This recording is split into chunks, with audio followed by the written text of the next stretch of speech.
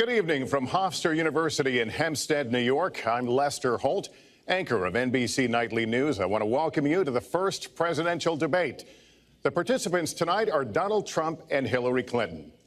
This debate is sponsored by the Commission on Presidential Debates, a nonpartisan, nonprofit organization. The commission drafted tonight's format, and the rules have been agreed to by the campaigns. The 90-minute debate is divided into 6 segments, each 50 minutes long. We'll explore 3 topic areas tonight: achieving prosperity, America's direction, and securing America. At the start of each segment, I will ask the same lead-off question to both candidates, and they will each have up to 2 minutes to respond. From that point until the end of the segment, we'll have an open discussion. The questions are mine and have not been shared with the commission or the campaigns. The audience here in the room has agreed to remain silent so that we can focus on what the candidates are saying.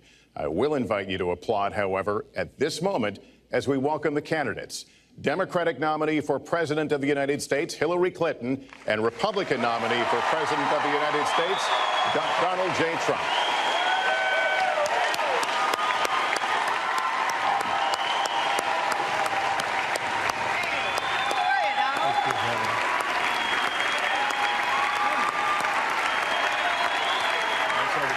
Good luck to you. Mr. Trump, good luck to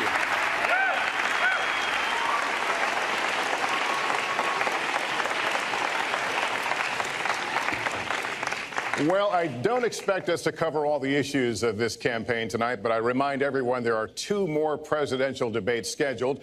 We are going to focus on many of the issues that voters tell us are most important, and we're going to press for specifics. I am honored to have this role, but this evening belongs to the candidates and just as important to the American people.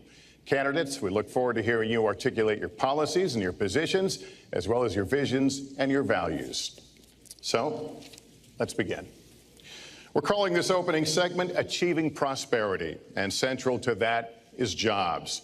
There are 2 economic realities in America today. There's been a record 6 straight years of job growth, and new census numbers show incomes have increased at a record rate after years of stagnation. However, income inequality remains significant, and nearly half of Americans are living paycheck to paycheck.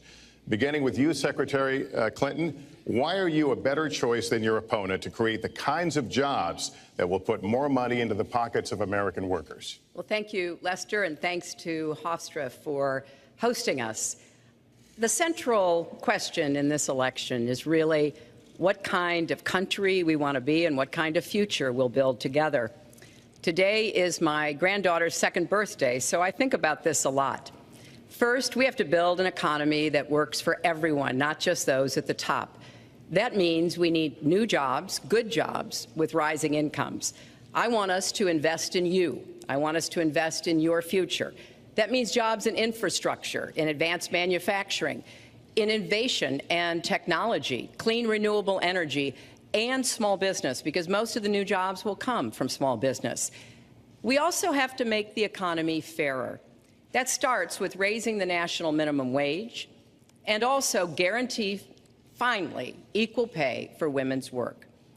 I also want to see more companies do profit sharing. If you help create the profits, you should be able to share in them, not just the executives at the top. And I want us to do more to support people who are struggling to balance family and work.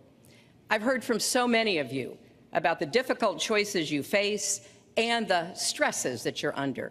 So let's have paid family leave, earned sick days. Let's be sure we have affordable child care and debt-free college. How are we going to do it? We're going to do it by having the wealthy pay their fair share and close the corporate loopholes. Finally, we tonight are on the stage together, Donald Trump and I. Donald, it's good to be with you. We're going to have a debate where we are talking about the important issues facing our country. You have to judge us. Who can shoulder the immense, awesome responsibilities of the presidency? Who can put into action the plans that will make your life better? I hope that I will be able to earn your vote on November 8th. Secretary Clinton, thank you. Mr. Trump, the same question to you. It's about putting money, more money, into the pockets of American workers. You have up to 2 minutes. Thank you, Lester. Our jobs are fleeing the country. They're going to Mexico. They're going to many other countries. You look at what China is doing to our country in terms of making our product. They're devaluing their currency, and there's nobody in our government to fight them. And we have a very good fight, and we have a winning fight, because they're using our country as a piggy bank to rebuild China, and many other countries are doing the same thing. So we're losing our good jobs, so many of them. When you look at what's happening in Mexico, a friend of mine who builds plants said it's the eighth wonder of the world. They're building some of the biggest plants anywhere in the world, some of the most sophisticated, some of the best plants. With the United States, as he said, not so much. So Ford is leaving. You see that, their small car division leaving. Thousands of jobs, leaving Michigan, leaving Ohio. They're all leaving, and we can't allow it to happen anymore. As far as child care is concerned and so many other things, I think Hillary and I agree on that. We probably disagree a little bit as to numbers and amounts and what we're going to do, but perhaps we'll be talking about that later. But we have to stop our jobs from being stolen from us. We have to stop our companies from leaving the United States, and with it, firing all of their people. All you have to do is take a look at Carrier Air Conditioning in Indianapolis. They fired 1,400 people. They're going to Mexico. So many, hundreds and hundreds of companies are doing this. We cannot let it happen. Under my plan, I'll be reducing taxes tremendously, from 35% to 15% for companies, small and big businesses. That's going to be a job creator like we haven't seen since Ronald Reagan. It's going to be a beautiful thing to watch. Companies will come, they will build, they will expand, new companies will start, and I look very, very much forward to doing it. We have to renegotiate our trade deals, and we have to stop these countries from stealing our companies and our jobs. Secretary Clinton, would you like to respond? Well, I think that trade is an important issue. Of course, we are 5% of the world's population. We have to trade with the other 95%. And we need to have smart, fair trade deals. We also, though, need to have a tax system that rewards work and not just financial transactions. And the kind of plan that Donald has put forth would be trickle-down economics all over again. In fact, it would be the most extreme version, the biggest tax cuts for the top percent of the people in this country than we've ever had. I call it trumped-up trickle-down, because that's exactly what it would be. That is not how we grow the economy. We just have a different view about what's best for growing the economy, how we make investments that will actually produce jobs and rising incomes. I think we come at it from somewhat different perspectives. I understand that. You know, Donald was very fortunate in his life, and that's all to his benefit. He started his business with $14 million borrowed from his father, and he really believes that the more you help wealthy people, the better off we'll be, and that everything will work out from there. I don't buy that. I have a different experience. My father was a small businessman. He worked really hard. He printed drapery fabrics on long tables where he pulled out those fabrics and he went down with a silk screen and dumped the paint in and took the squeegee and kept going. And so what I believe is the more we can do for the middle class, the more we can invest in you, your education, your skills, your future, the better we will be off and the better we'll grow. That's the kind of economy I want us to see again. Let me follow up with Mr. Trump, if I can. You've talked about creating 25 million jobs, and you've promised to bring back millions of jobs for Americans. How are we going to bring back the industries that have left this country for cheaper labor overseas? How specifically are you going to tell American manufacturers that you have to come back? Well, for one thing, and before we start on that, my father gave me a very small loan in 1975, and I built it into a company that's worth many, many billions of dollars with some of the greatest assets in the world. And I say that only because that's the kind of thinking that our country needs. Our country's in deep trouble. We don't know what we're doing when it comes to devaluations, and all of these countries all over the world, especially China, they're the best ever at it. What they're doing to us is a very, very sad thing. So we have to do that. We have to renegotiate our trade deals. And Lester, they're taking our jobs, they're giving incentives, they're doing things that, frankly, we don't do. Let me give you the example of Mexico. They have a VAT tax. We're in a different system. When we sell into Mexico, there's a tax. When they sell in automatic, 16% approximately. When they sell into us, there's no tax. It's a defective agreement. It's been defective for a long time, many years, but the politicians haven't done anything about it. Now, in all fairness to Secretary Clinton, yes, is that okay? Good. I want you to be very happy. It's very important to me. But in all fairness to Secretary Clinton, when she started talking about this, it was really very recently. She's been doing this for 30 years. And why hasn't she made the agreements better? The NAFTA agreement is defective just because of the tax and many other reasons, but just because of the fact. Let me interrupt just a moment. But Secretary Clinton and others, politicians, should have been doing this for years, not right now because of the fact that we've created a movement. They should have been doing this for years. What's happened to our jobs and our country and our economy generally is, look, we owe $20 trillion. We cannot do it any longer, Lester. back to the question, though, how do you specifically bring back jobs? American manufacturers, how do you make them bring the jobs back? Well, the first thing you do is don't let the jobs leave. The companies are leaving. I could name, there are thousands of them. They're leaving, and they're leaving in bigger numbers than ever. And what you do is you say, fine, you want to go to Mexico or some other country, good luck. We wish you a lot of luck. But if you think you're going to make your air conditioners or your cars or your cookies or whatever you make and bring them into our country without a tax, you're wrong. And once you say you're going to have to tax them coming in, and our politicians never do this, because they have special interests, and the special interests want those companies to leave, because in many cases they own the companies. So what I'm saying is we can stop them from leaving. We have to stop them from leaving, and that's a big, big factor. Let me let Secretary Clinton get Well, there.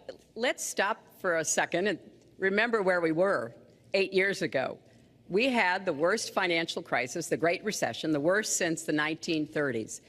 That was in large part because of tax policies that slashed taxes on the wealthy, failed to invest in the middle class, took their eyes off of Wall Street, and created a perfect storm.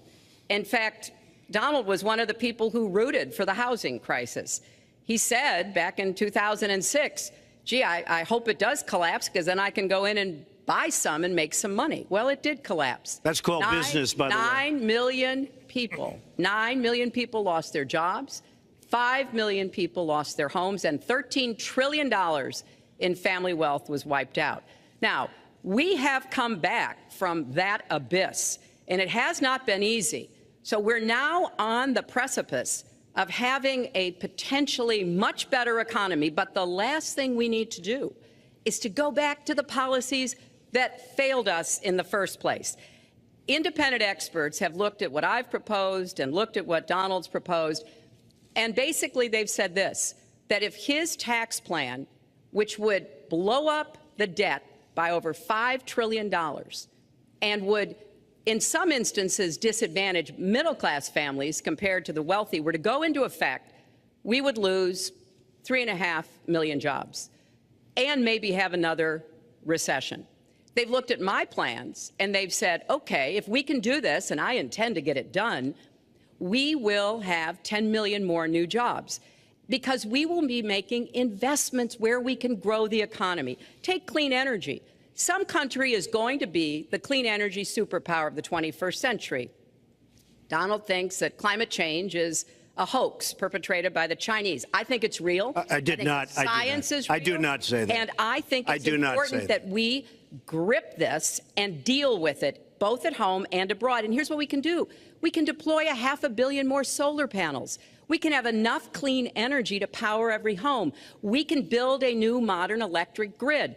That's a lot of jobs. That's a lot of new economic activity. So I've tried to be very specific about what we can and should do, and I am determined that we're going to get the economy really moving again, building on the progress we've made over the last 8 years, but never going back to what got us in trouble in the first place. Mr. Trump. She talks about solar panels. We invested in a solar company, our country. That was a disaster. They lost plenty of money on that one.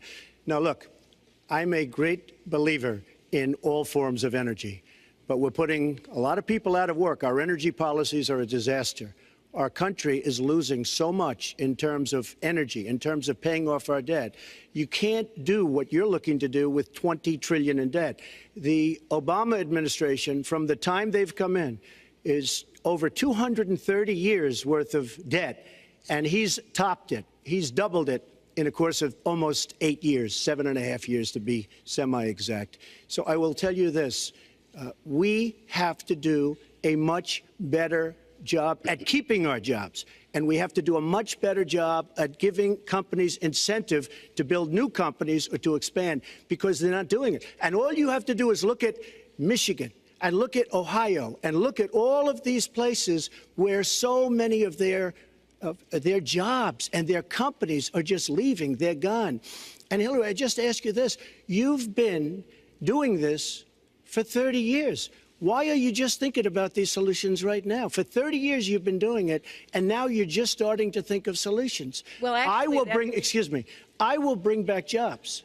You can't bring back jobs. Well, actually, I have thought about this quite a bit. Yeah, for 30 years. I have, well, not quite that long. I think my husband did a pretty good job in the 1990s. I think a lot about what worked and how we can make it work again. Well, he approved 3 million NAFTA. new jobs, He approved a balanced NAFTA, budget, which is the single worst trade deal ever approved in this country. Incomes went up for everybody. Manufacturing jobs went up also in the 1990s, if we're actually going to look at the facts. When I was in the Senate, I had a number of trade deals that came before me, and I held them all to the same test. Will they create jobs in America? Will they raise incomes in America? And are they good for our national security? Some of them I voted for. The biggest one, a multinational one known as CAFTA, I voted against. And because I hold the same standards as I look at all of these trade deals. But let's not assume that trade is the only challenge we have in the economy. I think it is a part of it, and I've said what I'm going to do. I'm going to have a special prosecutor. We're going to enforce the trade deals we have, and we're going to hold people accountable. When I was Secretary of State, we actually increased American exports globally 30%. We increased them to China 50%. So I know how to really work to get new jobs and to get exports that help to create more new jobs. Well, you haven't done it in 30 years or 26 years. Well, any number you I've want to been do. a senator, You Donald, haven't done it. And you haven't I done have it. been a And Secretary of State, and I have Your done husband signed a lot. NAFTA, which was one of the worst things that ever happened Well, to the that's your manufacturing opinion. industry. That is your You go to opinion. New England, you go to Ohio, Pennsylvania, you go anywhere you want, Secretary Clinton, and you will see devastation where manufacturing is down 30, 40, sometimes 50%. NAFTA is the worst trade deal maybe ever signed anywhere, but certainly ever signed in this country. And now you want to approve Trans-Pacific Partnership. You were totally in favor of it. Then you heard what I was saying, how bad it is, and you said, I can't win that debate. But you know that if you did win, you would approve that, and that will be almost as bad as NAFTA. Nothing will ever top NAFTA. That is just not accurate. I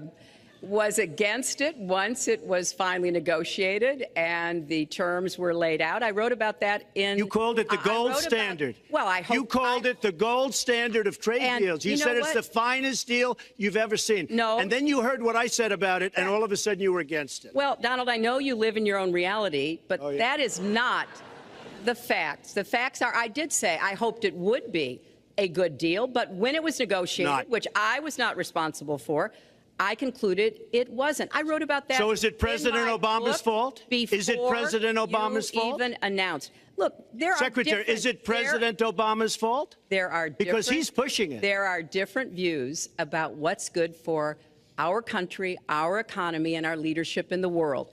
And I think it's important to look at what we need to do to get the economy going again. That's why I said new jobs with rising incomes, investments, not in more tax cuts that would add $5 trillion to the debt. But you have no plan.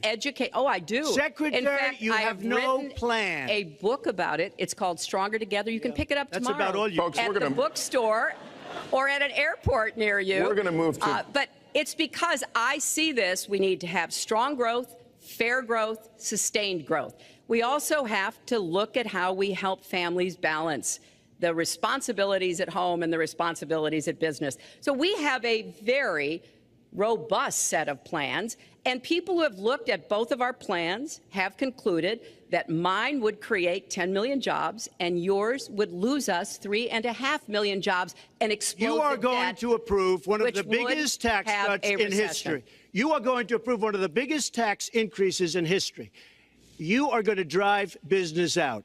Your regulations are a disaster, and you're going to increase regulations all over the place. And by the way, my tax cut is the biggest since Ronald Reagan. I'm very proud of it.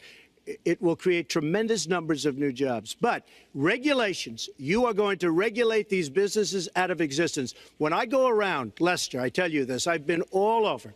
And when I go around, despite the tax cut, the things that businesses and people like the most is the fact that I'm cutting regulation. You have regulations on top of regulations, and new companies cannot form, and old companies are going out of business, and you want to increase the regulations and make them even worse. I'm going to cut regulations, but I'm going to cut taxes big league, and you're going to raise taxes big league. End of story. Let me get you to pause right there, because we're going to move into the next segment. We're going to talk taxes. That can't be left Please to stand. Take 30 seconds. I kind of assumed that there would be a lot of these charges and claims. And so Facts. we have taken the homepage of my website, HillaryClinton.com, and we've turned it into a fact checker. So if you want to see in real time what the facts are, please go and take a look. And take a look at mine also, and you'll see. Not add a penny to the debt, and your plans would add $5 trillion to the debt. What I have proposed would cut regulations and streamline them for small businesses. What I have proposed would be paid for by raising taxes on the wealthy, because they have made all the gains in the economy. And I think it's time that the wealthy and corporations paid their fair share to support this country. You just opened the next segment. Well, look, could I just finish? Actually, I think I should. I'm going to give you a go to her chance website, right here. With the and new you take a look at her segment, website. She's going to the raise taxes $1.3 trillion. Mr. Trump, and look at her website. You know what? It's no different than this. She's telling us how to fight ISIS. Just go to her website. She tells you how to fight ISIS on her website. I don't think General Douglas MacArthur would like that too much. The next segment, we're continuing the subject of... Well, at least I have a plan to fight ISIS. No, you're telling the enemy everything you want to do. No, we're not. See, you're telling the enemy everything you want to do. No wonder you've been fighting. No wonder you've been fighting ISIS your entire adult life. Folks, go to the fact checkers. Get to work. You are unpacking a lot here, and we're still on the issue of achieving prosperity. And I want to talk about taxes. The fundamental difference between the two of you concerns the wealthy.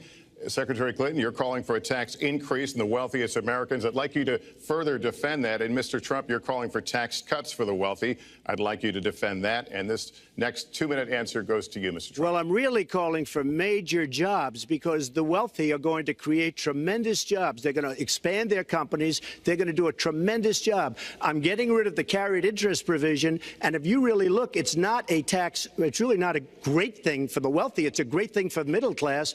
It's a great thing for companies to expand. And when these people are going to put billions and billions of dollars into companies, and when they're going to bring $2.5 trillion back from overseas, where they can't bring the money back because politicians like Secretary Clinton won't allow them to bring the money back because the taxes are so onerous and the bureaucratic red tape. So what is so bad? So what they're doing is they're leaving our country, and they're, believe it or not, leaving because taxes are too high and because some of them have lots of money outside of our country. And instead of bringing it back and putting the money to work because they can't work out a deal to, and everybody agrees it should be brought back. Instead of that, they're leaving our country to get their money because they can't bring their money back into our country because of bureaucratic red tape, because they can't get together, because we have a president that can't sit them around a table and get them to approve something. And here's the thing. Republicans and Democrats agree that this should be done. $2.5 trillion. I happen to think it's double that. It's probably $5 trillion that we can't bring into our country, Lester. And with a little leadership, you'd get it in here very quickly, and it could be put to use on the inner cities and lots of other things, and it would be beautiful. But we have no leadership. And honestly, that starts with Secretary Clinton. All right, you have 2 minutes on the same question to defend tax increases on the wealthiest Americans, Secretary Clinton. I have a feeling that by the end of this evening, I'm going to be blamed for everything that's ever happened. Why not? Why not? Yeah, why not? Just join the debate by saying more crazy things. Now, Let me say There's nothing crazy about not letting our companies bring their money back into their country. This is Secretary Clinton's 2 minutes, please.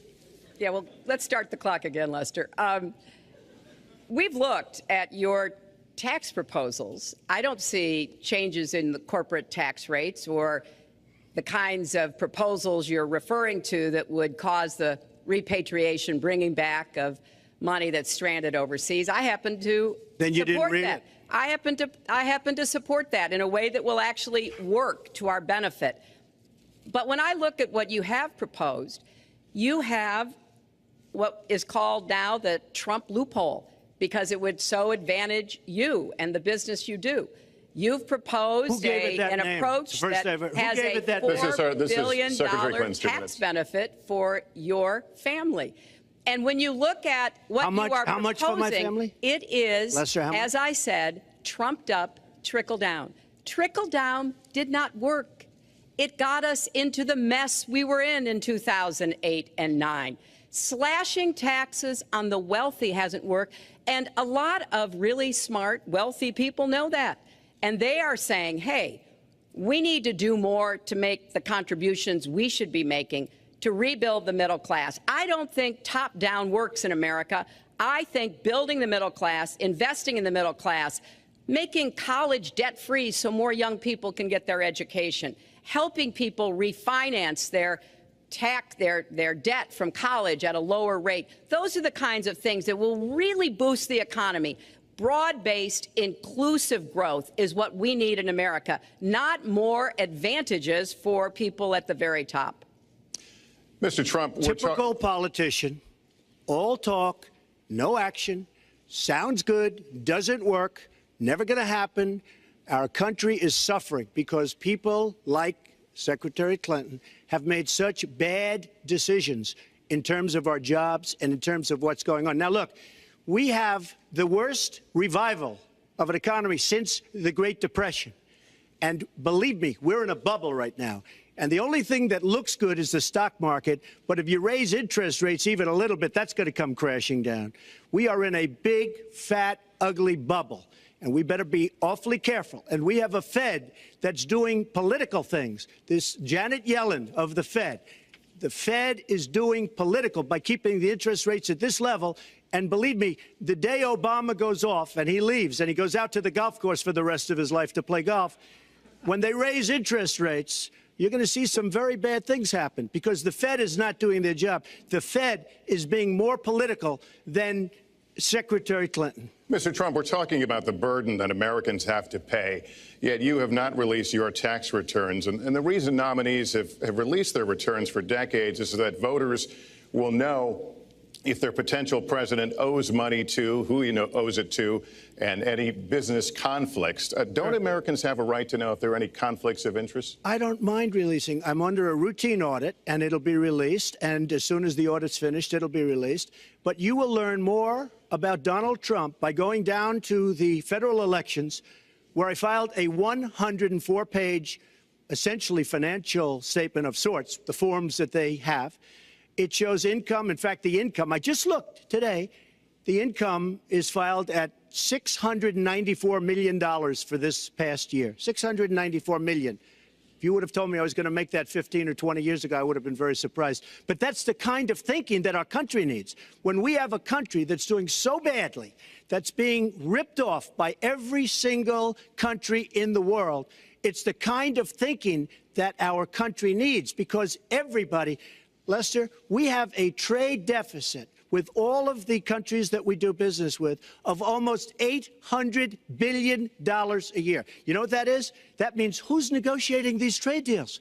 We have people that are political hacks negotiating our trade deals. The IRS says an audit of your taxes, you're perfectly free to release your taxes during an audit. And so the question, does the public's right to know outweigh your personal? Well, I told you, I will release them as soon as the audit. Look, I've been under audit almost for 15 years. I know a lot of wealthy people that have never been audited. I said, do you get audited? I get audited almost every year.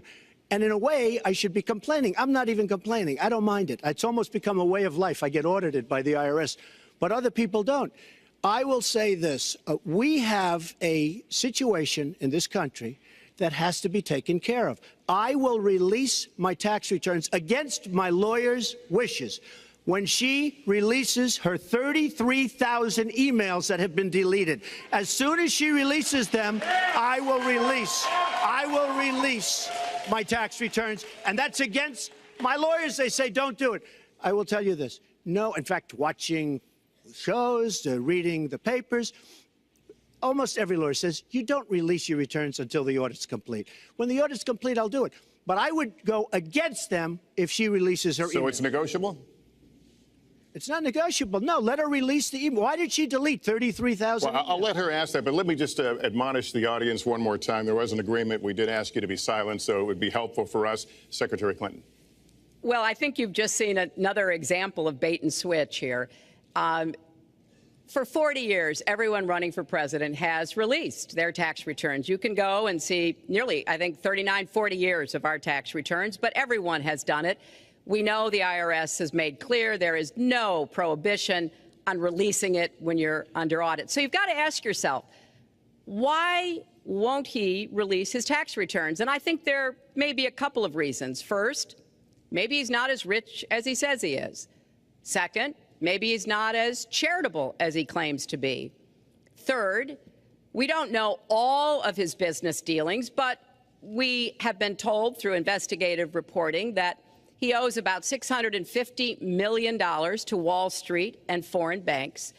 Or maybe he doesn't want the American people, all of you watching tonight, to know that he's paid nothing in federal taxes, because the only years that anybody's ever seen were a couple of years when he had to turn them over to state authorities when he was trying to get a casino license, and they showed he didn't pay any federal income tax. So if he's paid zero, that means zero for troops, zero for vets, zero for schools or health. And I think probably he's not all that enthusiastic about having the rest of our country see what the real reasons are, because it must be something really important, even terrible, that he's trying to hide. And the financial disclosure statement, they don't give you the tax rate. They don't give you all the details that tax returns would.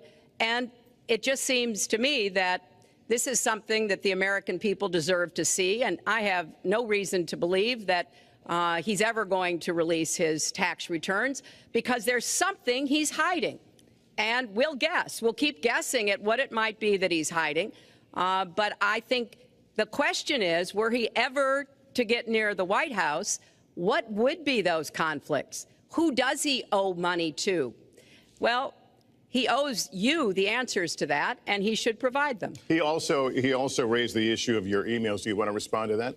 I do. You know, I made a mistake using a private email. That's for sure. And if I had to do it over again, I would obviously do it differently.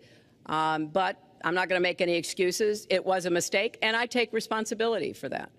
Mr. Trump? That was more than a mistake. That was done purposely, okay? That was not a mistake. That was done purposely. When you have your staff taking the Fifth Amendment, taking the Fifth so they're not prosecuted, when you have the man that set up the illegal server taking the Fifth, I think it's disgraceful. And believe me, this country thinks it's disgraceful. It really thinks it's disgraceful also. As far as my tax returns, you don't learn that much from tax returns, that I can tell you. You learn a lot from financial disclosure, and you should go down and take a look at that. The other thing, I'm extremely underleveraged. The report that said 650, which, by the way, a lot of friends of mine that know my business said, boy, that's really not a lot of money. It's not a lot of money relative to what I had. The buildings that were in question, they said in the same report, which was actually, it wasn't even a bad story, to be honest with you, but the buildings are worth $3.9 billion. And the 650 isn't even on that. But it's not 650. It's much less than that. But I could give you a list of banks. I would, if that would help you, I would give you a list of banks. These are very fine institutions, very fine banks. I could do that very quickly. I am very underleveraged. I have a great company. I have a tremendous income. And the reason I say that is not in a braggadocious way. It's because it's about time that this country had somebody running it that has an idea about money. When we have $20 trillion in debt, and our country's a mess. You know, it's one thing to have $20 trillion in debt, and our roads are good, and our bridges are good, and everything's in great shape. Our airports are like from a third world country. You land at LaGuardia, you land at Kennedy, you land at LAX, you land at Newark, and you come in from Dubai and Qatar, and you see these incredible, you come in from China, you see these incredible airports, and you land, we've become a third world country. So the worst of all things has happened. We owe $20 trillion, and we're a mess. We haven't even started. And we've spent $6 trillion in the Middle East, according to a report that I just saw, whether it's 6 or 5, but it looks like it's 6. $6 trillion in the Middle East. We could have rebuilt our country twice. And it's really a shame. And it's politicians like Secretary Clinton that have caused this problem. Our country has tremendous problems. We're a debtor nation. We're a serious debtor nation. And we have a country that needs new roads, new tunnels, new bridges, new airports, new schools, new hospitals. And we don't have the money because it's been squandered on so many of your ideas. Let you and respond, maybe and we'll move to our because next. you haven't paid any federal income tax for a lot of years. And the other thing I think is important. It would be point out squandered too, is believe me. If your main claim to be president of the United States is your business, then I think we should talk about that.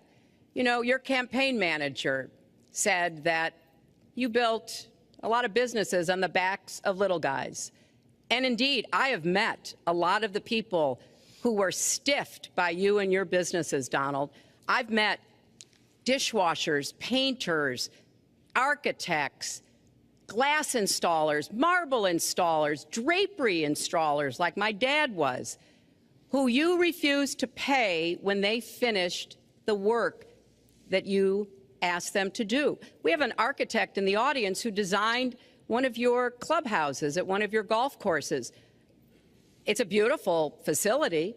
It immediately was put to use, and you wouldn't pay what the man needed to be paid, what he was charging you. Maybe he didn't do a good job, and I was unsatisfied with his work, which our country should do too. The thousands of people that you have stiffed over the course of your business not deserve some kind of apology from someone who has taken their labor, taken the goods that they produced, and then refused to pay them? I can only say that I'm certainly relieved that my late father never did business with you. He provided a good middle-class life for us, but the people he worked for, he expected the bargain to be kept on both sides. And when we talk about your business, you've taken business bankruptcy 6 times. There are a lot of great business people that have never taken bankruptcy once. You call yourself the king of debt. You talk about leverage. You even at one time suggested that you would try to negotiate down the national debt of the United States. Well, sometimes there's not a direct transfer of skills from business to government, but sometimes what happened in business would be really bad for government. Let's let Mr. And Trump we need to be very clear about that. Look, it's all words. It's all sound bites. I built an unbelievable company, some of the greatest assets anywhere in the world, real estate assets anywhere in the world, beyond the United States, in Europe, lots of different places. It's an unbelievable company. But on occasion, 4 times, we used certain laws that are there.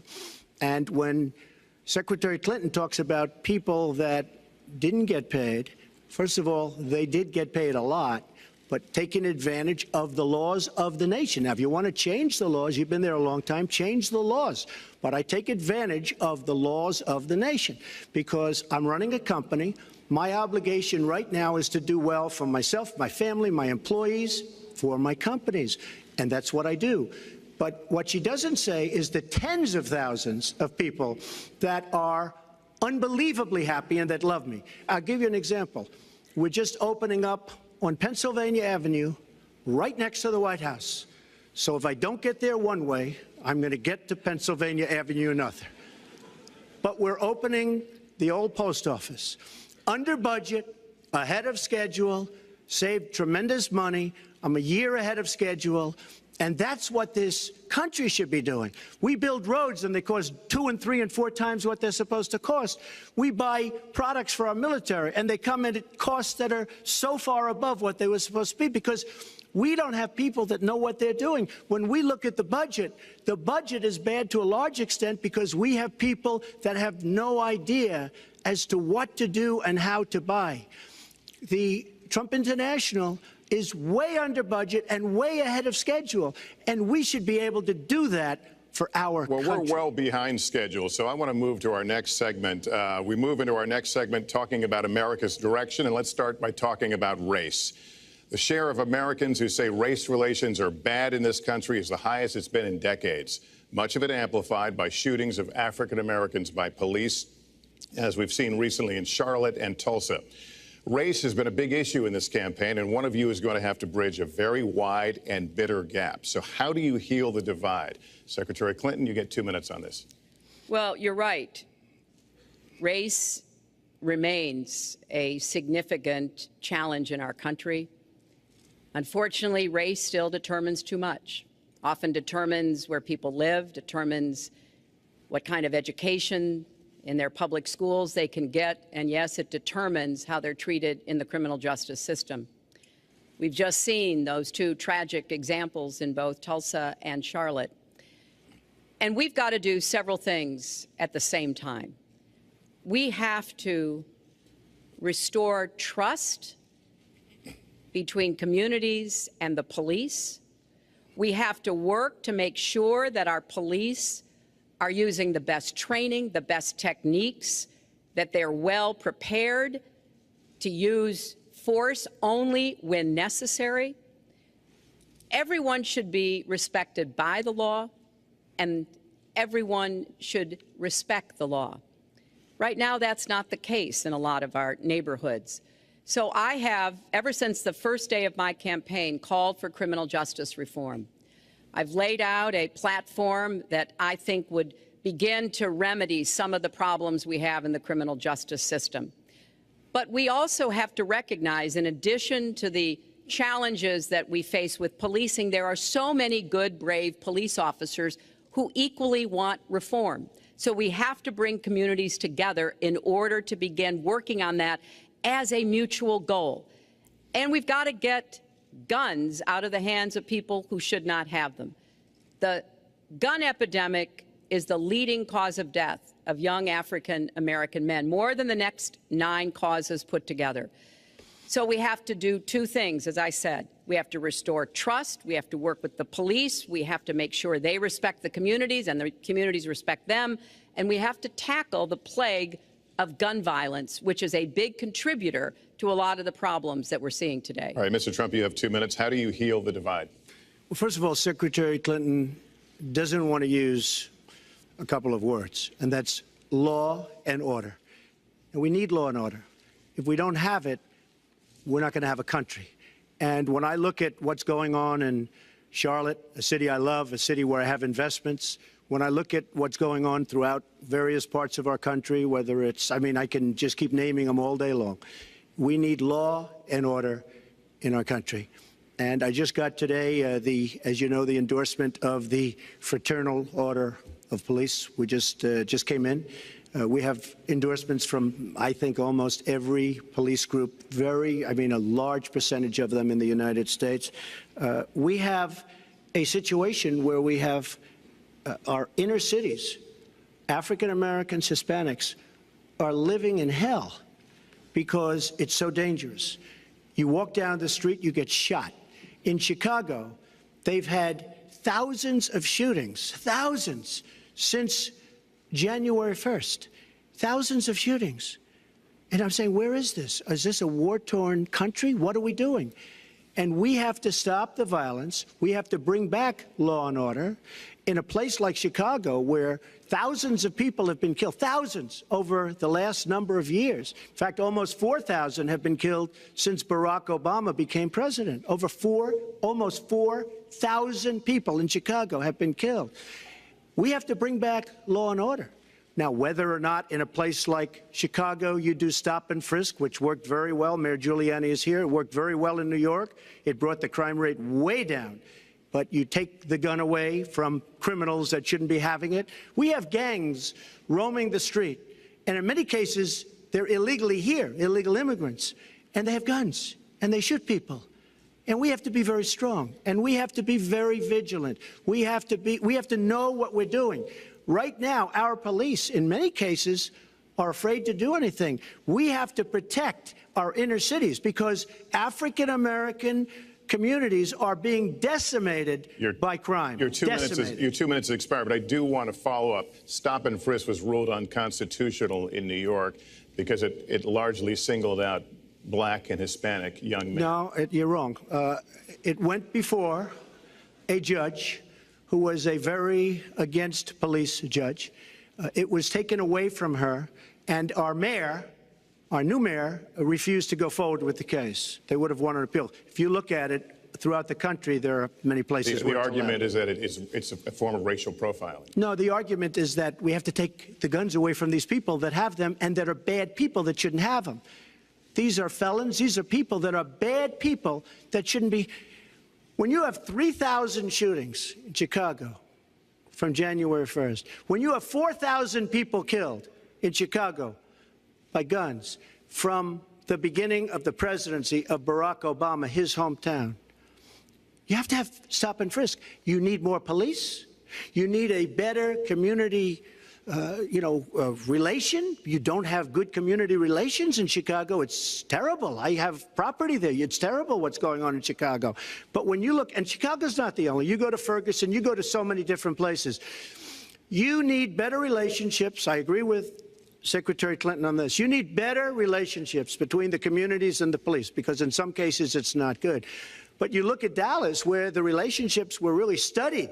The relationships were really a beautiful thing.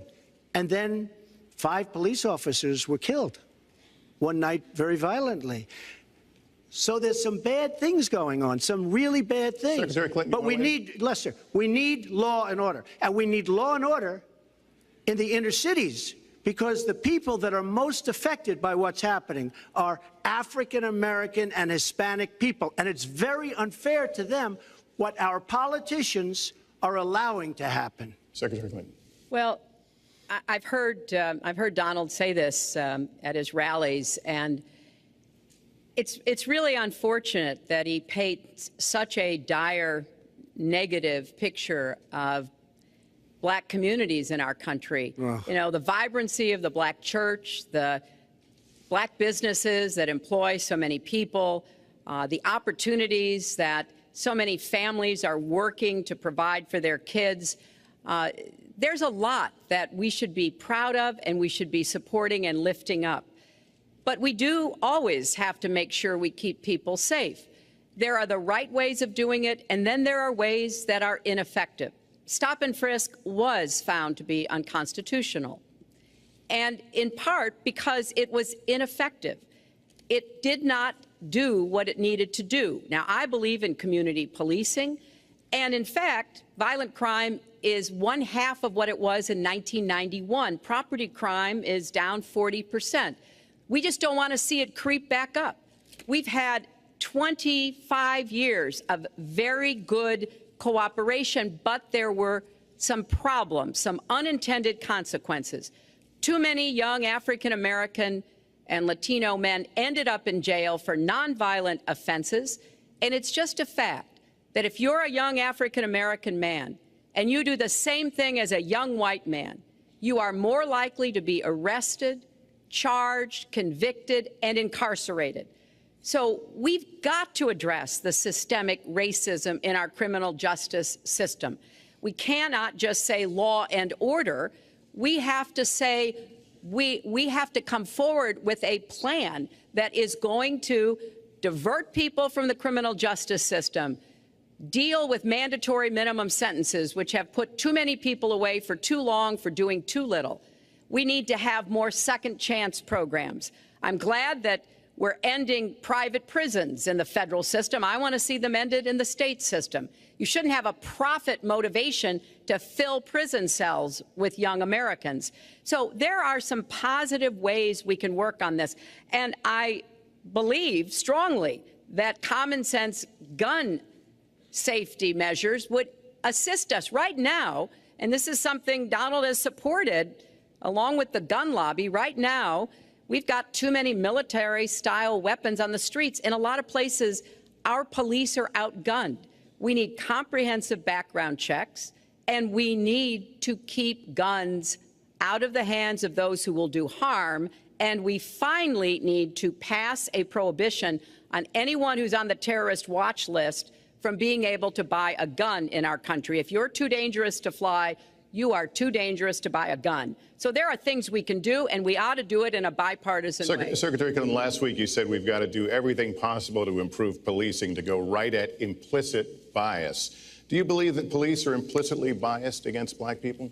Lester, I think implicit bias is a problem for everyone, not just police. I think, unfortunately, too many of us in our great country jump to conclusions about each other. And therefore, I think we need all of us to be asking hard questions about, why am I feeling this way? But when it comes to policing, since it can have literally fatal consequences, I have said in my first budget we would put money into that budget to help us deal with implicit bias by retraining a lot of our police officers. I've met with a group of very distinguished, experienced police chiefs a few weeks ago. They admit it's an issue. They've got a lot of concerns. Mental health is one of the biggest concerns because now police are having to handle a lot of really difficult mental health problems on the street. They want support. They want more training. They want more assistance. And I think the federal government could be in a position where we would offer and provide that. I'd like to respond. Please. First of all, I agree, and a lot of people, even within my own party, want to give certain rights to people on watch lists and no-fly lists. I agree with you. When a person is on a watch list or a no-fly list, and I have the endorsement of the NRA, which I'm very proud of. These are very, very good people, and they're protecting the Second Amendment. But I think we have to look very strongly at no-fly lists and watch lists. And when people are on there, even if they shouldn't be on there, we'll help them. We'll help them legally. We'll help them get off.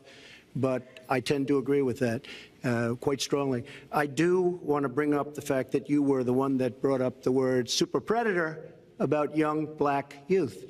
And that's a term that I think was it's been horribly met, as you know. I think you've apologized for it. But I think it was a terrible thing to say.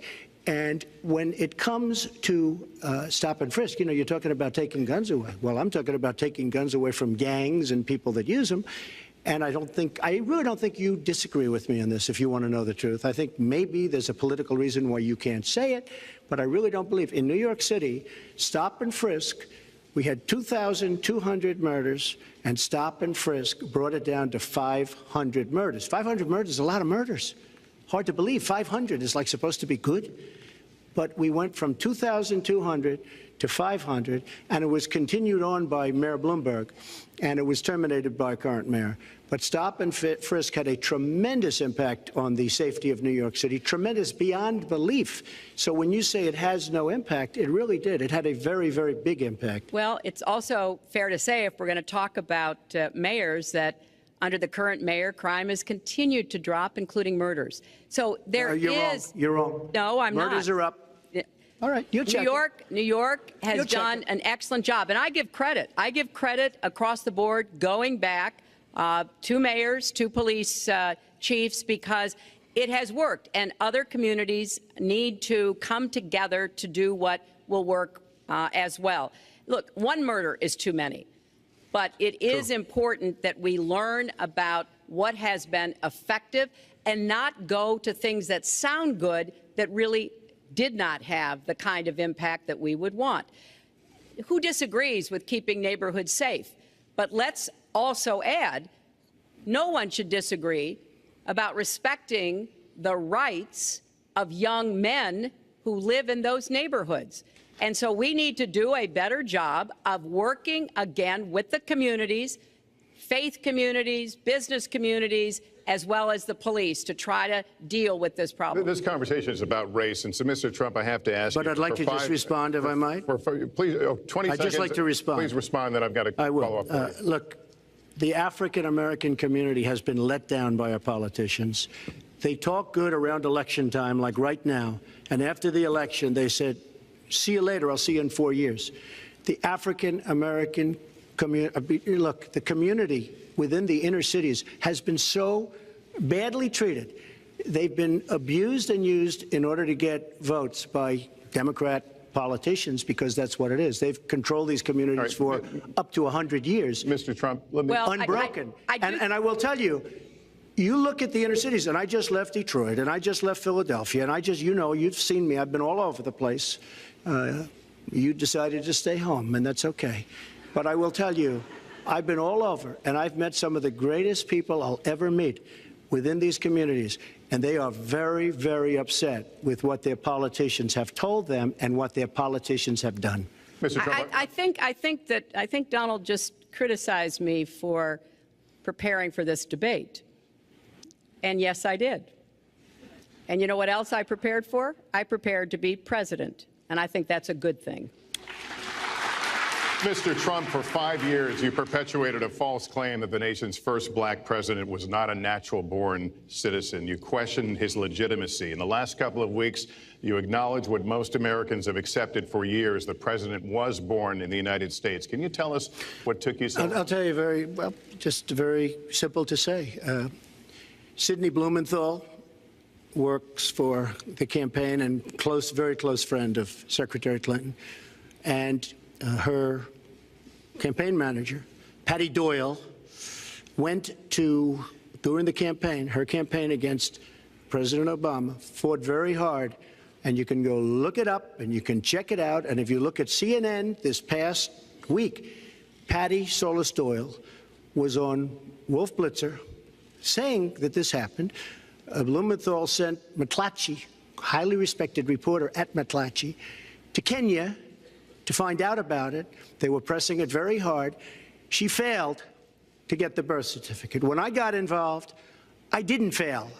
I got him to give the birth certificate. So I'm satisfied with it, and I'll tell you why I'm satisfied with it. That was because I want to 2011. get on to defeating ISIS, because I want to get on to creating jobs, because I want to get on to having a strong border, because I want to get on to things that are very important to me and that are very important to the country. I will let you respond. That's important, but I just want to get the answer here. The birth certificate was produced in 2011. You continued to tell the story and question the president's legitimacy in 2012, 13, 14, 15, as recently as January. So the question is, what changed your mind? Well, nobody was pressing it. Nobody was caring much about it. I figured you'd ask the question tonight, of course, but nobody was caring much about it. But I was the one that got him to produce the birth certificate, and I think I did a good job. Secretary Clinton also fought it. I mean, you know, now everybody in mainstream is going to say, oh, that's not true. Look, it's true. Sidney Blumenthal sent a reporter. You just have to take a look at CNN last week, the interview with your former campaign manager, and she was involved. But just like she can't bring back jobs, she can't produce. I'm sorry, I'm just going to follow up, and I will let you respond to that, because if there's a lot there. But we're talking about racial healing in this segment. What do you say to Americans? Well, it was very, I say nothing. I say nothing because I was able to get him to produce it. He should have produced it a long time before. I say nothing. But let me just tell you, when you talk about healing, I think that I've developed very, very good relationships over the last little while with the African-American community. I think you can see that. And I feel that they really wanted me to come to that conclusion, and I think I did a great job and a great service, not only for the country, but even for the president, in getting him to produce his birth certificate. Secretary Clinton. Well, just listen to what you heard. And clearly, as Donald just admitted, he knew he was going to stand on this debate stage and Lester Holt was going to be asking us questions. So he tried to put the whole racist birther lie to bed. But it can't be dismissed that easily. He has really started his political activity based on this racist lie that our first black president was not an American citizen. There was absolutely no evidence for it, but he persisted. He persisted year after year because some of his supporters, people that he was trying to bring into his fold, apparently believed it or wanted to believe it. But remember, Donald started his career back in 1973 being sued by the Justice Department for racial discrimination because he would not rent apartments in one of his developments to African Americans, and he made sure that the people who worked for him understood that was the policy. He actually was sued twice by the Justice Department. So he has a long record of engaging in racist behavior. And the birther lie was a very hurtful one. You know, Barack Obama is a man of great dignity, and I could tell how much it bothered him and annoyed him that this was being touted and used against him. But I like to remember what Michelle Obama said in her amazing speech at our Democratic National Convention. When they go low, we go high. And Barack Obama went high, despite Donald Trump's best efforts to bring him down. Mr. Trump, you can respond, then we're going to move on to the next segment. I would love to respond. First of all, I got to watch, in preparing for this, some of your debates against Barack Obama. You treated him with terrible disrespect. And I watched the way you talk now about how lovely everything is and how wonderful you are. It doesn't work that way. You were after him. You were trying to. You even sent out, or your campaign sent out, pictures of him in a certain garb, very famous pictures. I don't think you can deny that. But just last week, your campaign manager said it was true. So when you try to act holier than thou, it really doesn't work. It really doesn't. Now, as far as the lawsuit, yes, when I was very young, I went into my father's company, had a real estate company in Brooklyn and Queens, and we, along with many, many other companies throughout the country, it was a federal lawsuit, were sued. We settled the suit with no admission of guilt. It was very easy to do, but they sued many people. I notice you bring that up a lot, and you know, I also notice the very nasty commercials that you do on me in so many different ways, which I don't do on you. Maybe I'm trying to save the money, but frankly, I look at that and I say, isn't that amazing? Because I settled that lawsuit with no admission of guilt. But that was a lawsuit brought against many real estate firms, and it's just one of those things. I'll go on one step further.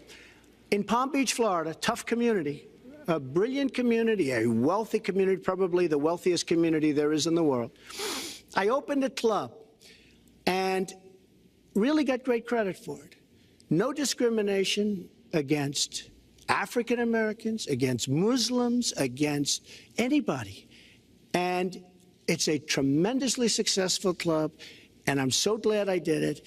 And I have been given great credit for what I did, and I'm very, very proud of it.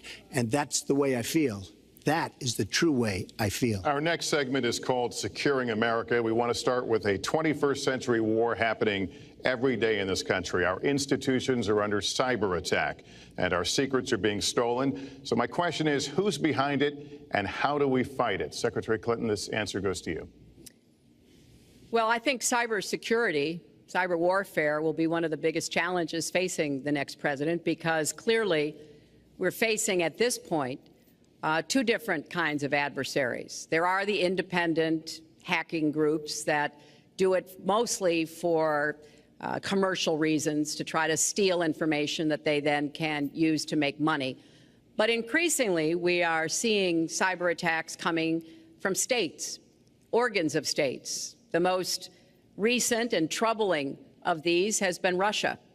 There's no doubt now that Russia has used cyber attacks against all kinds of organizations in our country, and I am deeply concerned about this. I know Donald's very praiseworthy of Vladimir Putin, but Putin is playing a really tough, long game here.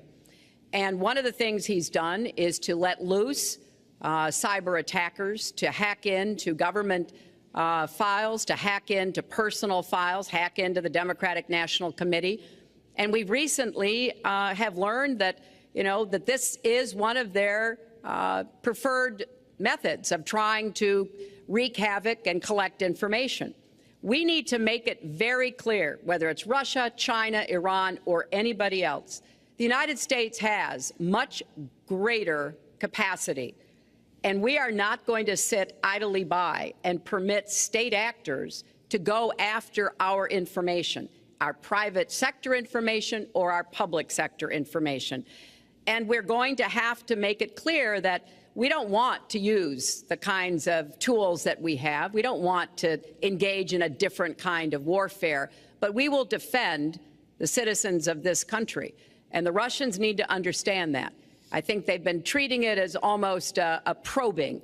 How far would we go? How much would we do? And that's why I was so shocked when Donald publicly invited Putin to hack into Americans. That is just unacceptable. It's one of the reasons why 50 national security officials who served in Republican administration have said that Donald is unfit to be the commander-in-chief. It's comments like that that really worry people who understand the threats that we face. Mr. Trump, you have 2 minutes in the same question. Who's behind it and how do we fight it? I do want to say that I was just endorsed, and more are coming next week. It'll be over 200 admirals, many of them are here, admirals and generals endorsed me to lead this country. That just happened, and many more are coming, and I'm very proud of it. In addition, I was just endorsed by ICE. They've never endorsed anybody before on immigration. I was just endorsed by ICE. I was just recently endorsed 16,500 Border Patrol agents. So when Secretary Clinton talks about this, I mean, I'll take the admirals and I'll take the generals any day over the political hacks that I see that have led our country so brilliantly over the last 10 years with their knowledge, okay?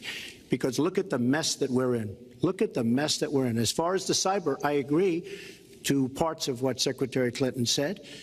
We should be better than anybody else, and perhaps we're not. I don't think anybody knows it was Russia that broke into the DNC. She's saying Russia, Russia, Russia, but maybe it was. I mean, it could be Russia, but it could also be China. It could also be lots of other people. It also could be somebody sitting on their bed that weighs 400 pounds, okay? You don't know who broke in to DNC, but what did we learn with DNC? We learned that Bernie Sanders was taken advantage of by your people, by Debbie Wasserman Schultz. Look what happened to her. But Bernie Sanders was taken advantage of. That's what we learned. Now, whether that was Russia, whether that was China, whether it was another country, we don't know. Because the truth is, under President Obama, we've lost control of things that we used to have control over. We came in with the Internet. We came up with the Internet. And I think Secretary Clinton and myself would agree very much when you look at what ISIS is doing with the Internet. They're beating us at our own game, ISIS. So we have to get very, very tough on cyber and cyber warfare. It is a huge problem. I have a son. He's 10 years old. He has computers. He is so good with these computers. It's unbelievable. The security aspect of cyber is very, very tough, and maybe it's hardly doable. But I will say we are not doing the job we should be doing. But that's true throughout our whole governmental society. We have so many things that we have to do better, Lester, and certainly cyber is one of them. Secretary Clinton. Well, I think there are a number of issues that we should be addressing. I have put forth a plan to defeat ISIS.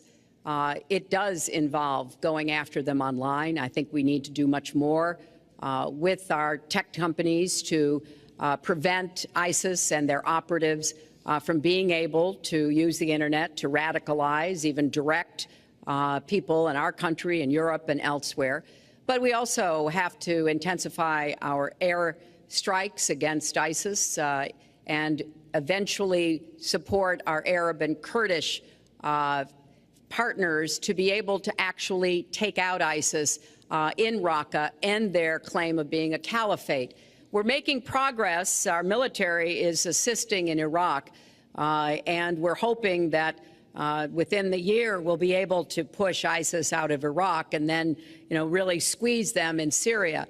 But we have to be cognizant of the fact that they've had foreign fighters coming to volunteer for them, foreign money, foreign weapons. So we have to make this the top priority, and I would also do everything possible to take out their leadership. I was involved in a number of efforts to take out al-Qaeda leadership when I was Secretary of State, including, of course, taking out bin Laden, and I think we need to go after Baghdadi as well, make that one of our organizing principles, because we've got to defeat ISIS, and we've got to do everything we can to disrupt their propaganda efforts online. You mentioned ISIS, and we think of ISIS certainly as over there, but there are American citizens who have been inspired to commit acts of terror on American soil. The latest incident, of course, the bombings we just saw in New York and New Jersey, the knife attack at a mall in Minnesota, and the last year, deadly attacks in San Bernardino and Orlando.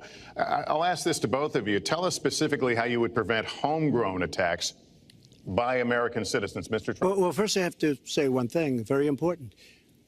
Secretary Clinton is talking about taking out ISIS. We will take out ISIS. Well, President Obama and Secretary Clinton created a vacuum the way they got out of Iraq, because they got out, they shouldn't have been in, but once they got in, the way they got out was a disaster, and ISIS was formed. So she talks about taking them out. She's been doing it a long time. She's been trying to take them out for a long time. But they wouldn't have even been formed if they left some troops behind, like 10,000 or maybe something more than that. And then you wouldn't have had them.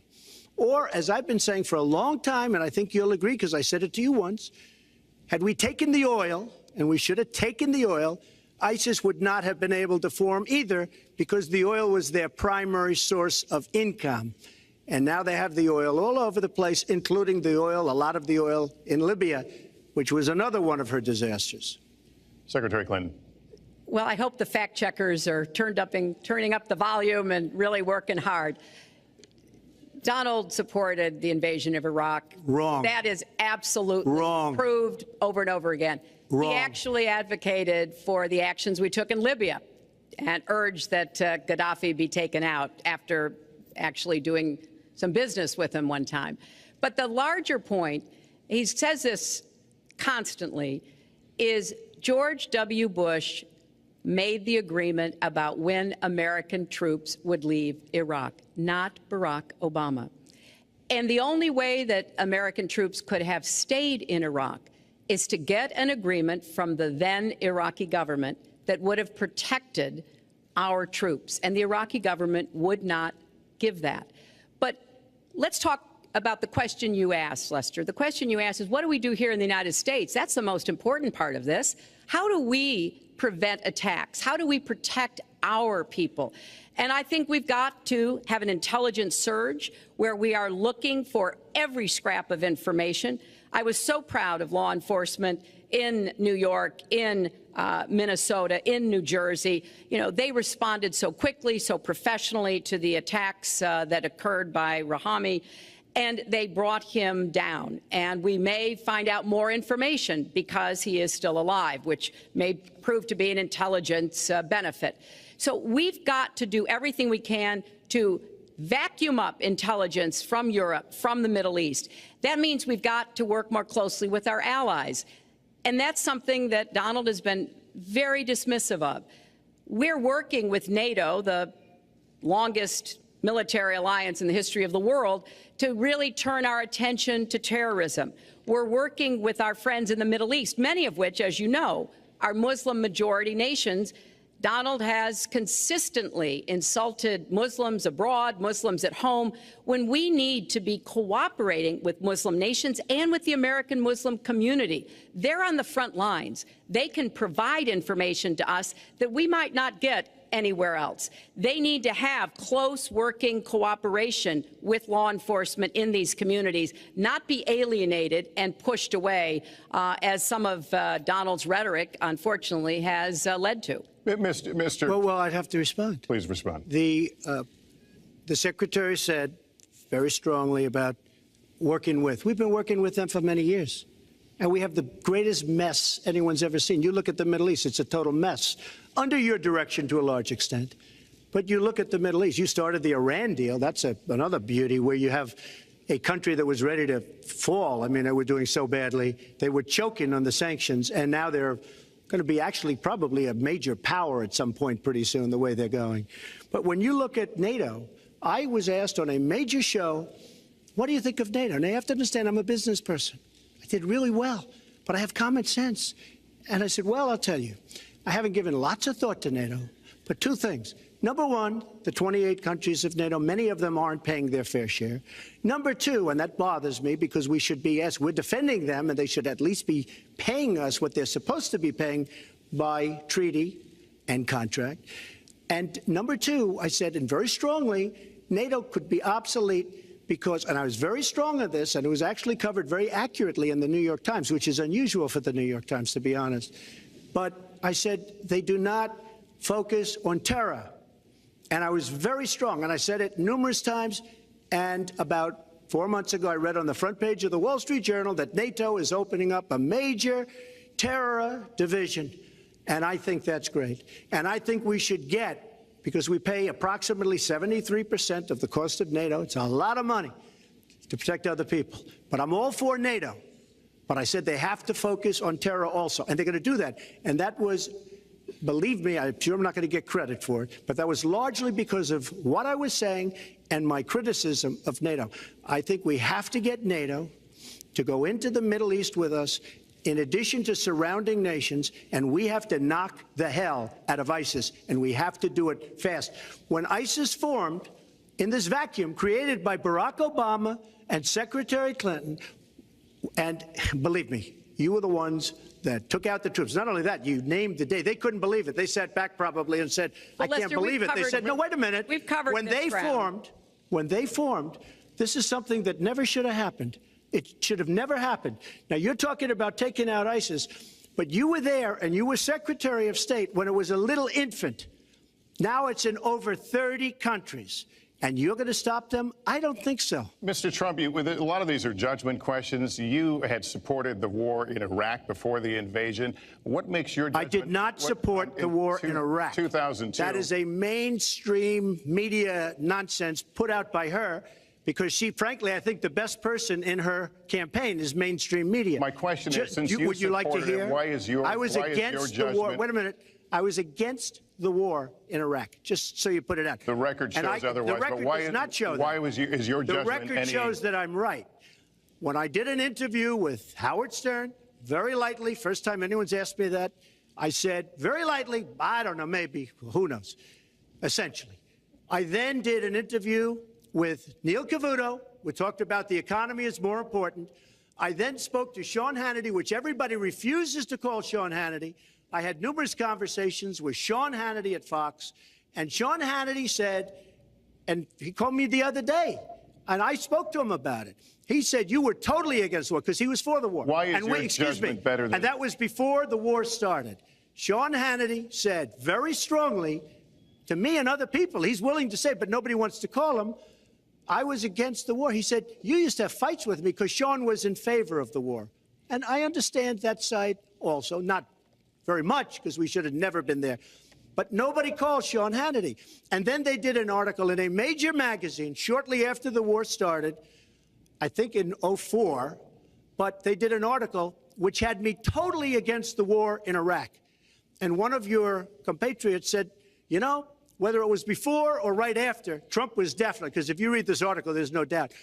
But if somebody, and I'll ask the press, if somebody would call up Sean Hannity, this was before the war started, he and I used to have arguments about the war. I said it's a terrible and a stupid thing. It's going to destabilize the Middle East, and that's exactly what it's done. It's been a disaster. My reference was to what you had said in 2002, and my question was, why is your judgment any different than Mrs. Clinton? Well, I have much better judgment than she does. There's no question about that.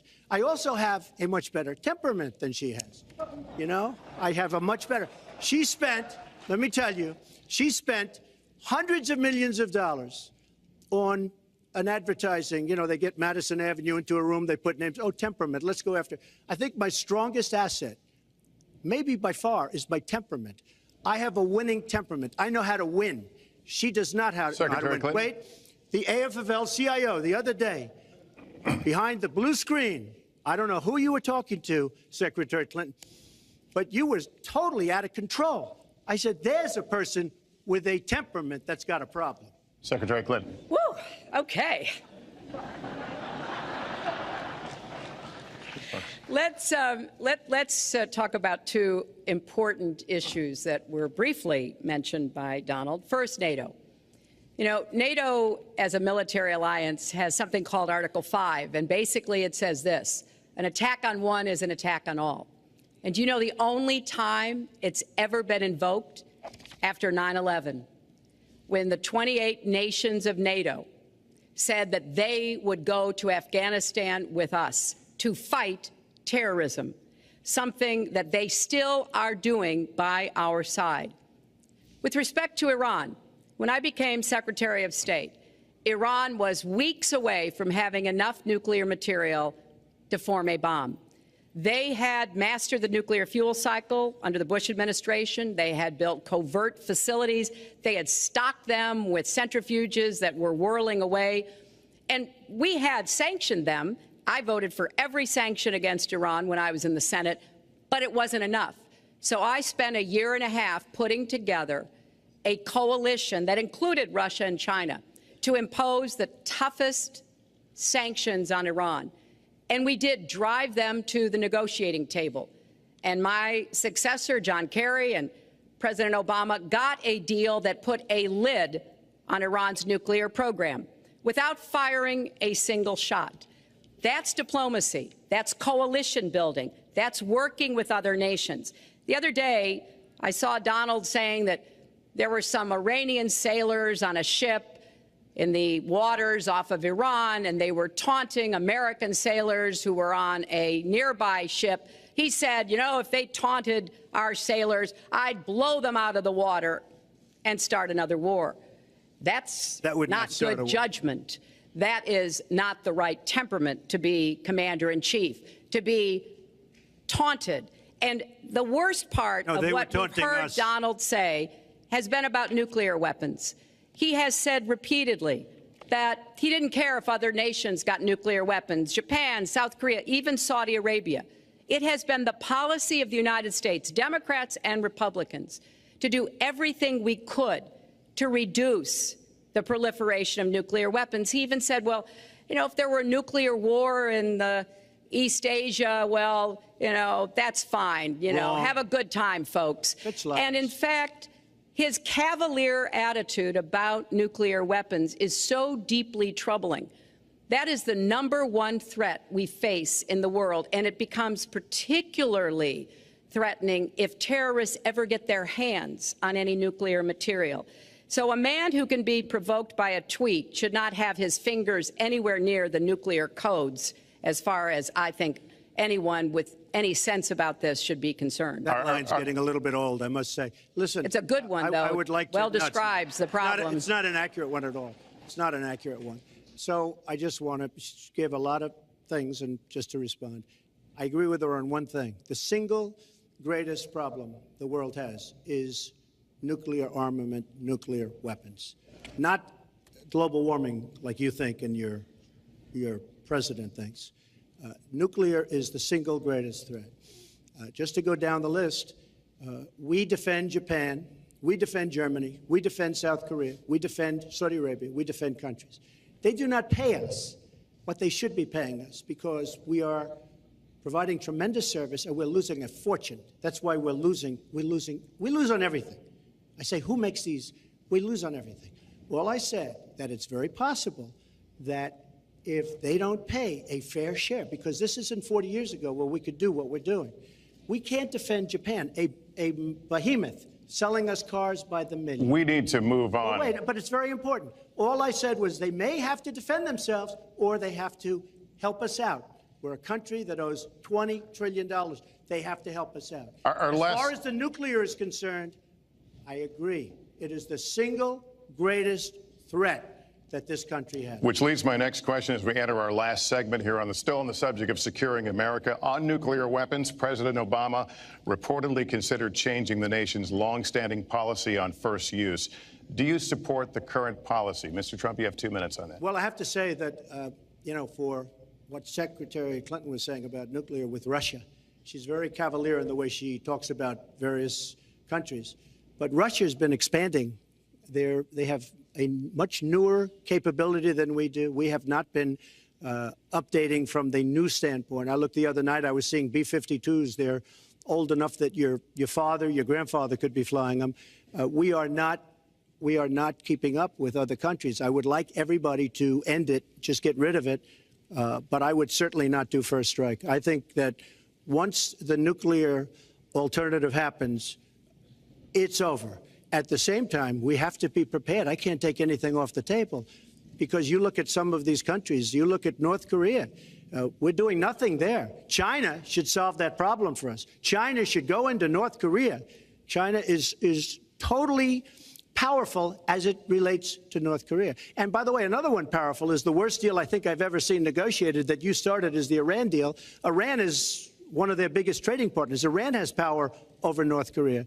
And when they made that horrible deal with Iran, they should have included the fact that they do something with respect to North Korea. And they should have done something with respect to Yemen and all these other places. And when asked to Secretary Kerry, why didn't you do that? Why didn't you add other things into the deal? One of the great giveaways of all time, including $400 million in cash. Nobody's ever seen that before. That turned out to be wrong. It was actually $1.7 billion in cash.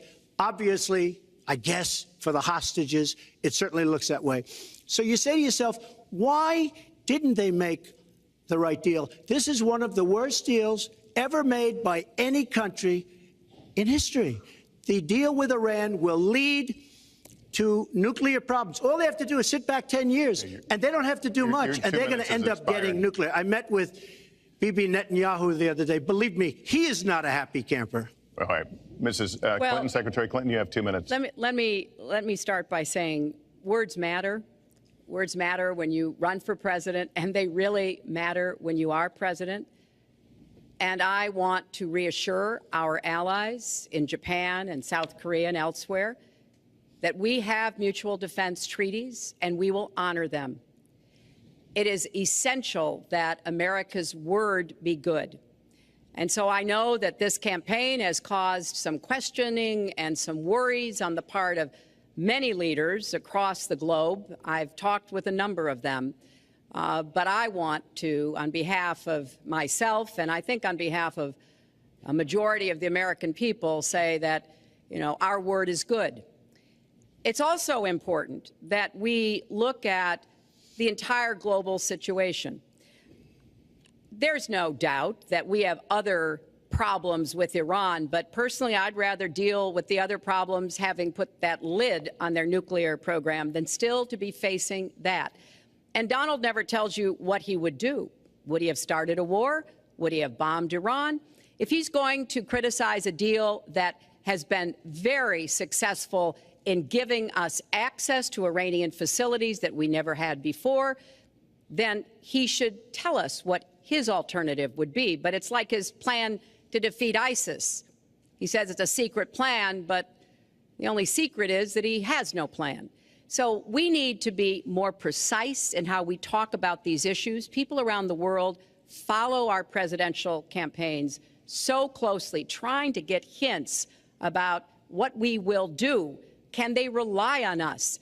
Are we going to lead the world with strength and in accordance with our values? That's what I intend to do.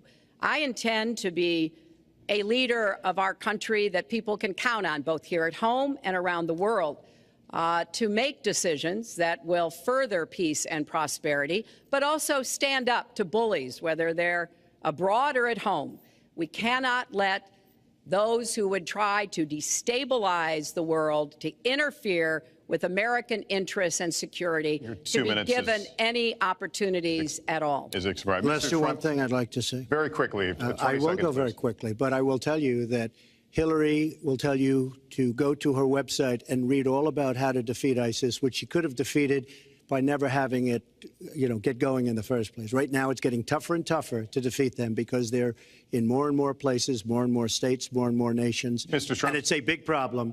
And as far as Japan is concerned, I want to help all of our allies. But we are losing billions and billions of dollars. We cannot be the policeman of the world. We cannot protect countries all over the world where they're not paying us what we need. We have just a few final questions. She doesn't say that because she's got no business ability. We need heart. We need a lot of things. But you have to have some basic ability. And sadly, she doesn't have that. All of the things that she's talking about could have been taken care of during the last 10 years, let's say, while she had great power. But they weren't taken care of. And if she ever wins this race, they won't be taken care of. Mr. Trump, this year, Secretary Clinton became the first woman nominated for president by a major party. Earlier this month, you said she doesn't have, quote, a presidential look. She's standing here right now. What did you mean by that? She doesn't have the look. She doesn't have the stamina. I said she doesn't have the stamina. And I don't believe she does have the stamina. To be president of this country, you need tremendous stamina. The quote was, I just don't think she has a presidential look. Wait a minute, Leslie, you asked me a question. Did you ask me a question? You have to be able to negotiate our trade deals. You have to be able to negotiate, that's right, with Japan, with Saudi Arabia. I mean, can you imagine we're defending Saudi Arabia, and with all of the money they have, we're defending them and they're not paying? All you have to do is speak to them. Wait, you have so many different things you have to be able to do, and I don't believe that Hillary has the stamina. Let's let her respond. Well, as soon as he travels to 112 countries and negotiates a peace deal, a ceasefire, a release of dissidents, an opening of new opportunities in nations around the world, or even spends 11 hours testifying in front of a congressional committee, he can talk to me about stamina.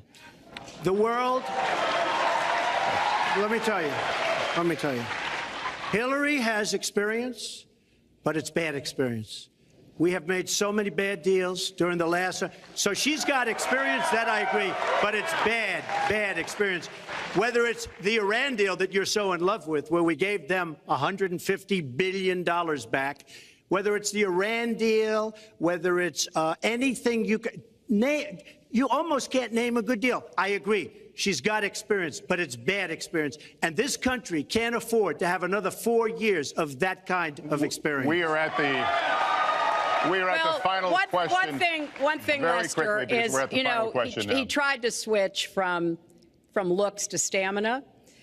But this is a man who has called women pigs, slobs, and dogs, and someone who has said pregnancy is an inconvenience to employers, who has said women don't deserve equal pay unless they do as good a job as men.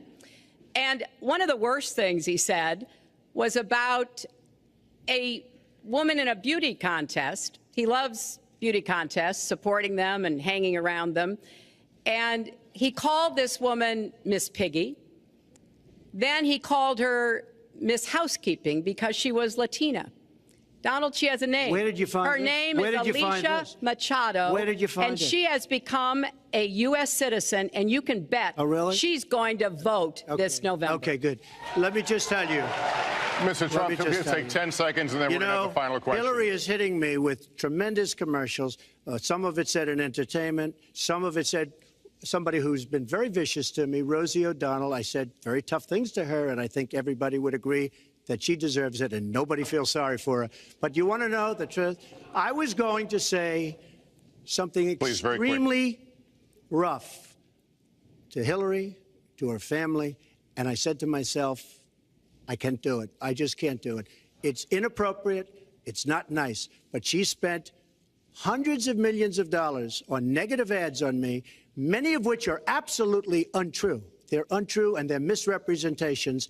And I will tell you this, Lester, it's not nice, and I don't deserve that. But it's certainly not a nice thing that she's done.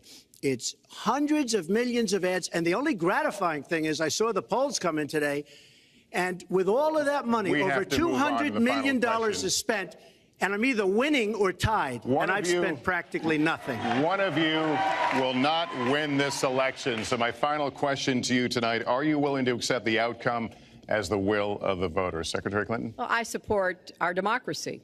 And sometimes you win, sometimes you lose. But I certainly will support the outcome of this election. And I know Donald's trying very hard to plant doubts about it, but I hope the people out there understand this election's really up to you. It's not about us so much as it is about you and your families and the kind of country and future you want. So I sure hope you will get out and vote as though your future depended on it, because I think it does. Mr. Trump, very quickly, the same question. Will you accept the outcome as the will of the voters? I want to make America great again. We are a nation that is seriously troubled. We're losing our jobs. People are pouring into our country. The other day, we were deporting 800 people, and perhaps they passed the wrong button, they pressed the wrong button, or perhaps, worse than that, it was corruption. But these people that we were going to deport for good reason ended up becoming citizens. And it was 800, and now it turns out it might be 1,800, and they don't even know. Will you accept Look, the outcome here's of the the story. election? I want to make America great again. I'm going to be able to do it. I don't believe Hillary will. The answer is, if she wins, I will absolutely support her. All right. Well, that is going to do it for us. That concludes our debate for this evening. A spirited one. We covered a lot of ground. Not everything, as I suspected we would. The next presidential debates are scheduled for October 9th at Washington University in St. Louis and October 19th at the University of Nevada, Las Vegas. The conversation will continue. A reminder, the vice presidential debate is scheduled for October 4th at Longwood University in Farmville, Virginia. My thanks to Hillary Clinton and to Donald Trump and to Hofstra University for hosting us tonight. Good night, everyone.